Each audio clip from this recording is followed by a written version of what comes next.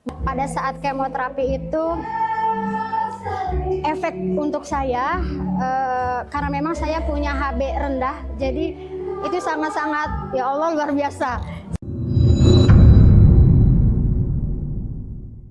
Penyintas semangat, penyintas berbagi. Nama saya Julaiha, biasa dipanggil dengan Eha. Saya dari SKP Kartika, Yayasan Kanker Payudara Indonesia.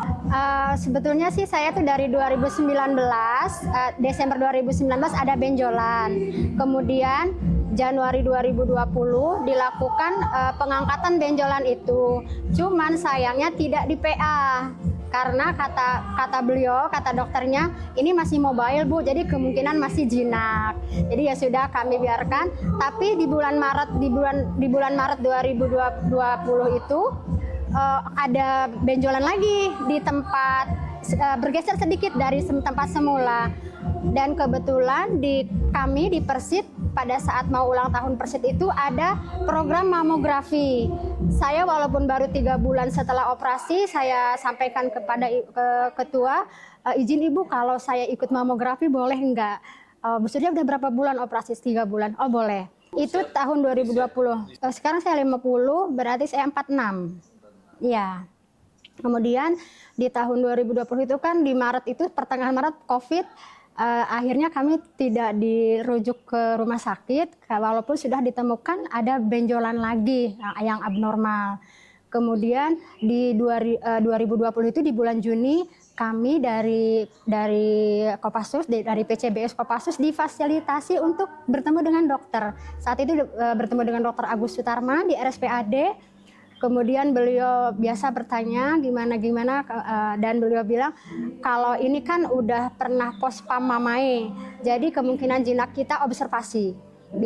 Observasi lagi 6 bulan berikutnya saya konsul lagi, ternyata masih observasi lagi katanya 6 bulan lagi. Akhirnya di 2021 bulan April karena saya merasa sakit sekali, saya konsul lagi dan disitulah akhirnya dilakukan biopsi dengan mengambil sampel cairan saja. Dan hasil dari biopsi itu tanggal 27 April saya dinyatakan positif CA mamae. Kemudian saya gimana ya Allah, kok bisa saya bilang kenapa kok itu maksudnya gimana ya Dok? Dokter bilang Ibu bicarakan dengan suami, apakah mau. Suami saya langsung bilang, Dok izin, tindakan terbaik apa untuk istri saya, yang penting istri saya sehat. Jadi pada saat itu yang mensupport saya suami saya tidak bisa berkata apa-apa, saya bingung, saya takut, ya Allah gimana gitu. Akhirnya kata dokter tindakan terbaik ya harus mastek. Kemudian suami saya tidak menunggu lagi, tidak ngobrol lagi dengan saya, langsung memutuskan siap Dok, lakukan yang terbaik buat istri saya. Akhirnya hari itu juga saya mengikuti semua prosedur yang harus untuk tindakan mastek. Tanggal 6 Mei 2021 akhirnya saya mastek. Dan alhamdulillah setelah mastek 1 bulan berikutnya saya kemoterapi sebanyak 6 kali. Setelah kemo dilanjut sampai saat ini dengan pengobatan hanya minum Tamoven saja untuk mengontrol hormonal. Belum, kalau dianggap bebas sih tidak juga ya Pak ya, karena memang masih terus dilakukan pengontrolan. Jadi saya setiap bulan itu pasti ketemu dokter onkonya. Per 3 bulan saya harus cek lab untuk mengontrol CA 15,3 dan CEA-nya. Kemudian per 6 bulan saya ada pemeriksaan seluruh, ada bone scan, ada torak paru, sama USG abdomen setiap 6 bulan. Alhamdulillah hasilnya untuk sampai saat ini udah berapa kali bone scan, bagus hasilnya. Pada saat kemoterapi itu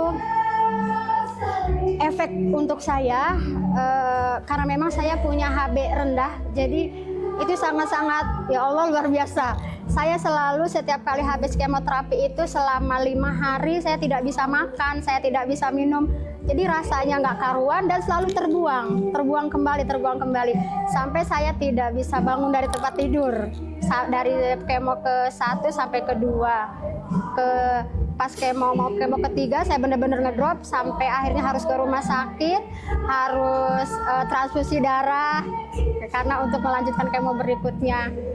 Tapi ya alhamdulillah, masya Allah saya bisa melewati itu. Dan pada saat kemoterapi saya tetap saya sebagai pengajar TPQ, saya mengajar Al-Quran. Saya setiap kali selesai kemo itu selesai efeknya udah nggak ada, saya ngajar Pak. Saya diantar suami saya ke sekolah untuk ngajar karena dengan mengajar itu membuat saya itu bahagia gitu. Jadi saya nggak kepikiran gitu loh Pak, nggak kepikiran penyakit saya. Jadi membuat saya itu lebih semangat untuk menjalani hari-harinya seperti itu. Jadi saya untuk mengatasi itu saya memang walaupun saya muntah nggak enak gitu, saya paksakan untuk tetap minum, untuk tetap makan. Tapi walaupun dikeluarkan lagi saya tetap coba lagi. Kemudian ada juga yang salah seorang penyintas yang menyarankan saya untuk membuat jus kurma. Jadi saya buat jus kurma itu ya alhamdulillah sedikit banyak menutrisi badan. Jadi nggak terlalu lemes. Jadi gini, kalau untuk kami di PCBS Kopassus kan memang sudah karena kan Bu Agung beliau ketua yayasan dan beliau juga kan sebagai anggota komando. Jadi ya diperkenalkanlah di situ. Kemudian saya diperkenalkan dengan Bu Aya Trihandaka. Baru saya dimasukkan untuk ke komunitas YKPI ini. Setelah masuk ke YKPI, masya Allah Pak, saya semakin tersupport, semakin semangat untuk menjalani ini. Dan saya merasa bahwa di YKPI ini saya bisa ketemu dengan teman-teman yang sesama penyintas dan mereka bisa survive.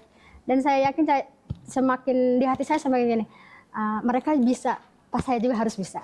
Jadi dengan bergabung dengan YKPI ini lebih semangat. Kemudian kalau misalnya ada pemikiran-pemikiran yang gimana gitu, yang kadang-kadang ya kita manusia biasa ya Pak ya, kadang ngerasa, aduh kok begini banget sih, kenapa sih? Ada teman-teman yang mensupport. Kebetulan kami di PCBS ini yang ikut YKPI ada 4 orang, jadi kami saling mensupport. Saya berharap YKPI ini terus selalu berbagi untuk kami, dan alhamdulillah sih untuk saat ini yang kami rasakan dari YKPI banyak program yang diluncurkan, seperti kemarin kami di PCBS Kopassus dari YKPI diadakan Sadanis, sehingga banyak dari semua anggota TNI, khususnya Kopassus ini lebih tahu tentang apa sih kanker payudara itu. Dulu awal-awalnya sebelum ada penyuluhan, sebelum ada edukasi tentang kanker, kadang mereka seperti memandang rendah gitu sama para survivor ini loh Pak. Tapi setelah ada edukasi seperti itu, mereka lebih menerima gitu, lebih aware juga kepada kami. Jadi terima kasih banyak buat YKPI, masya Allah. Penyintas semangat, penyintas berbagi, YKPI saling jaga, saling peduli. Bersama YKPI.